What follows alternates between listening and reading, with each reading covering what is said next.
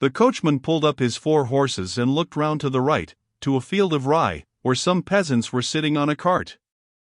The counting-house clerk was just going to jump down, but on second thoughts he shouted peremptorily to the peasants instead, and beckoned to them to come up. The wind, that seemed to blow as they drove, dropped when the carriage stood still. Gadflies settled on the steaming horses that angrily shook them off. The metallic clank of a whetstone against a scythe, that came to them from the cart, ceased.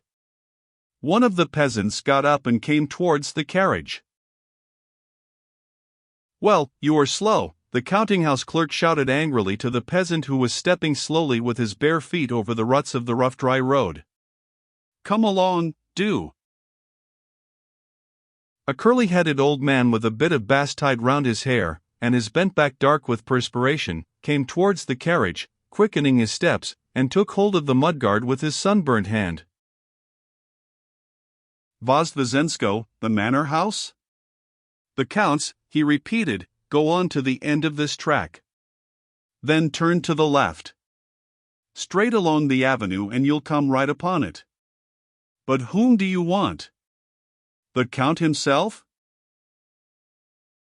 "Well, are they at home, my good man?" Darya Alexandrovna said vaguely, not knowing how to ask about Anna, even of this peasant. "At home for sure," said the peasant, shifting from one bare foot to the other, and leaving a distinct print of 5 toes and a heel in the dust. "Sure to be at home," he repeated, evidently eager to talk. "Only yesterday visitors arrived. There's a sight of visitors come. What do you want?" He turned round and called to a lad, who was shouting something to him from the cart. "Oh! They all rode by here not long since, to look at a reaping machine. They'll be home by now. And who will you be belonging to?" "We've come a long way," said the coachman, climbing onto the box. "So it's not far?" "I tell you, it's just here. As soon as you get out," he said, keeping hold all the while of the carriage. A healthy-looking, broad-shouldered young fellow came up too. "What, is it laborers they want for the harvest?" he asked. "I don't know, my boy." "So you keep to the left, and you'll come right on it," said the peasant, unmistakably loath to let the travelers go, and eager to converse. The coachman started the horses, but they were only just turning off when the peasant shouted, "Stop!" "Hi, friend!" "Stop!" called the 2 voices. The coachman stopped. "They're coming!" "They're yonder!" shouted the peasant. "See what a turnout," he said, pointing to 4 persons on horseback, and 2 in a char-a-banc, coming along the road. They were Vronsky with a jockey, Veslovsky and Anna on horseback, and Princess Varvara and Sviazhsky in the char-a-banc. They had gone out to look at the working of a new reaping machine. When the carriage stopped, the party on horseback were coming at a walking pace. Anna was in front beside Veslovsky. Anna, quietly walking her horse, a sturdy English cob with cropped mane and short tail, her beautiful head with her black hair straying loose under her high hat, her full shoulders, her slender waist in her black riding habit, and all the ease and grace of her deportment, impressed Dolly. For the first minute it seemed to her unsuitable for Anna to be on horseback. The conception of riding on horseback for a lady was, in Darya Alexandrovna's mind, associated with ideas of youthful flirtation and frivolity, which, in her opinion, was unbecoming in Anna's position. But when she had scrutinized her, seeing her closer, she was at once reconciled to her riding. In spite of her elegance, everything was so simple, quiet, and dignified in the attitude, the dress and the movements of Anna, that nothing could have been more natural.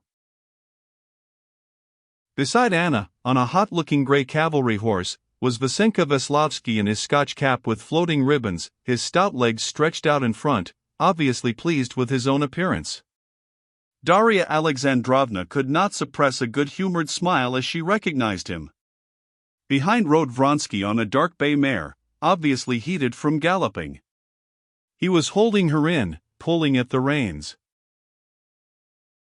After him rode a little man in the dress of a jockey.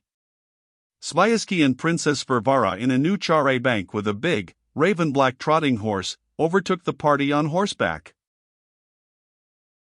Anna's face suddenly beamed with a joyful smile at the instant when, in the little figure huddled in a corner of the old carriage, she recognized Dolly. She uttered a cry, started in the saddle, and set her horse into a gallop. On reaching the carriage she jumped off without assistance, and holding up her riding habit, she ran up to greet Dolly. "I thought it was you and dared not think it. How delightful! You can't fancy how glad I am," she said, at one moment pressing her face against Dolly and kissing her, and at the next holding her off and examining her with a smile. "Here's a delightful surprise, Alexei," she said, looking round at Vronsky, who had dismounted, and was walking towards them. Vronsky, taking off his tall grey hat, went up to Dolly. "You wouldn't believe how glad we are to see you," he said, giving peculiar significance to the words, and showing his strong white teeth in a smile.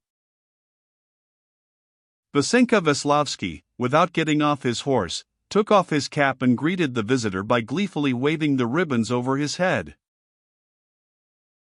"That's Princess Varvara," Anna said in reply to a glance of inquiry from Dolly as the char-a-banc drove up. "Ah," said Darya Alexandrovna, and unconsciously her face betrayed her dissatisfaction. Princess Varvara was her husband's aunt, and she had long known her, and did not respect her. She knew that Princess Varvara had passed her whole life toadying on her rich relations, but that she should now be sponging on Vronsky, a man who was nothing to her, mortified Dolly on account of her kinship with her husband. Anna noticed Dolly's expression, and was disconcerted by it. She blushed, dropped her riding habit, and stumbled over it. Darya Alexandrovna went up to the char-a-banc and coldly greeted Princess Varvara. Sviazhsky too she knew. He inquired how his queer friend with the young wife was, and running his eyes over the ill-matched horses and the carriage with its patched mudguards, proposed to the ladies that they should get into the char-a-banc. "And I'll get into this vehicle," he said. "The horse is quiet, and the princess drives capitally."